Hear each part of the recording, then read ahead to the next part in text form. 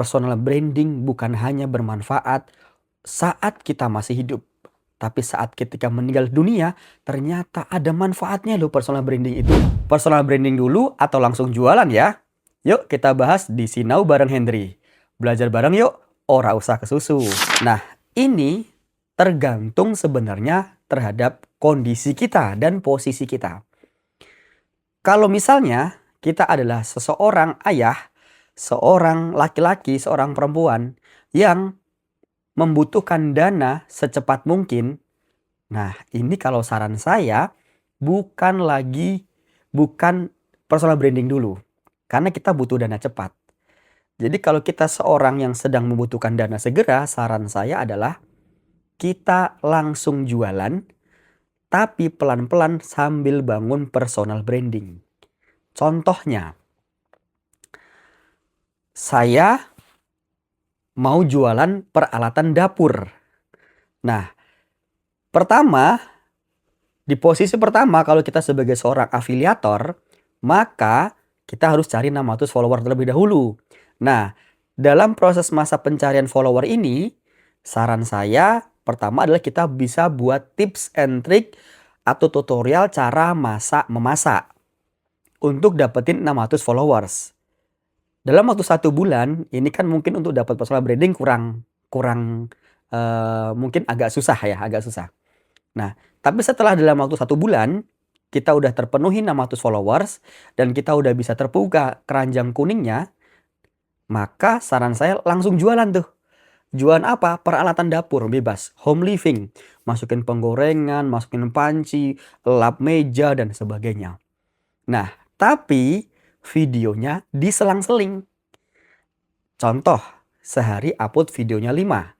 Maka 3 video adalah jualan berkeranjang kuning, yang 2 video ini kita bangun personal branding.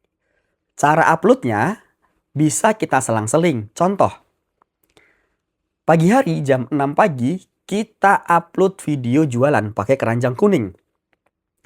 Nanti jarak 3 jam berarti sekitar jam 9 pagi. Jam 9 pagi kita upload video yang non keranjang kuning. Terus tambah 3 jam berarti sekitar jam 12 siang kita upload video menggunakan keranjang kuning. Kemudian selanjutnya adalah video tanpa keranjang kuning. Jam 3 sore berarti. Nah, 3 jam kemudian berarti jam 6 sorenya kita upload video yang menggunakan keranjang kuning. Nah, video yang keranjang kuning tadi adalah video jualan perabotan rumah tangga atau perabotan dapur. Nah, gimana cara bangun personal brandingnya?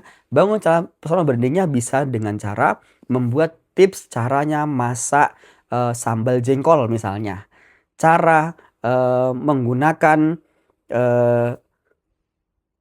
kompor listrik misalnya. Cara masak apalagi misalkan besok. Jadi kita bangun personal brandingnya adalah pengen suatu saat nanti ketika kita udah jadi personal branding kita dikenal sebagai seorang ibu rumah tangga tapi yang ahli di bidang masak-memasak. Jadi posisi personal branding itu adalah sebenarnya tergantung kita nih pengen dikenal sebagai orang yang ahli apa. Itu yang dinamakan dengan personal branding.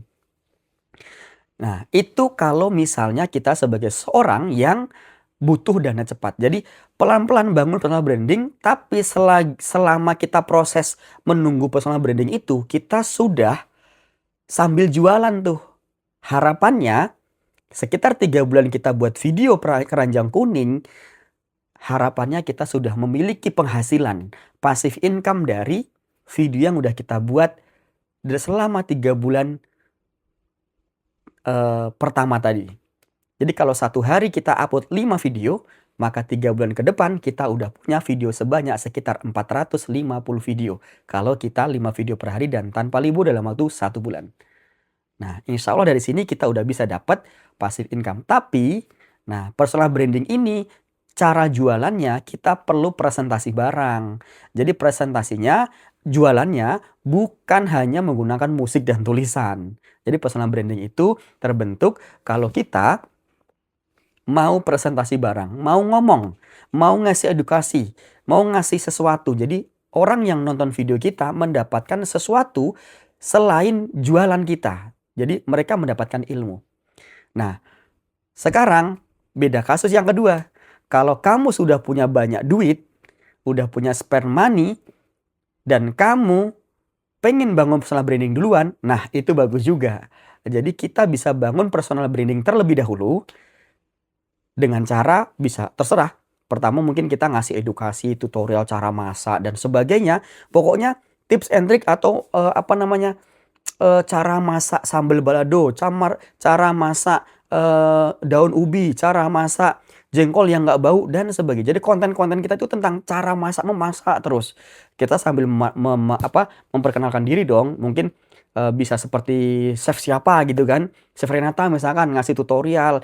Halo Bunda, hari ini kita mau ngasih tutorial cara masak sambal jengkol yang nggak bau. Wah, itu kan ilmu seperti ini kan dibutuhkan sama orang-orang yang mereka lagi belajar masak. Sehingga orang yang nonton video kita, ah, mereka harapan kita adalah mereka merekam di benak mereka kalau nyari video tutorial tentang masak-memasak, carinya di ibu ini nih. Nah, kalau udah seperti itu berarti kita udah punya yang namanya personal branding. Nah, jadi tergantung posisi kita. Apakah sedang membutuhkan uang segera atau sudah punya banyak simpanan. Kalau sudah punya banyak simpanan uang, maka kita bisa tuh bangun personal branding dulu. Contoh nih afiliator terkenal ada yang namanya Kak Tiara. Kak Tiara ini dia bangun personal branding dulu nih kalau saya amatin ya.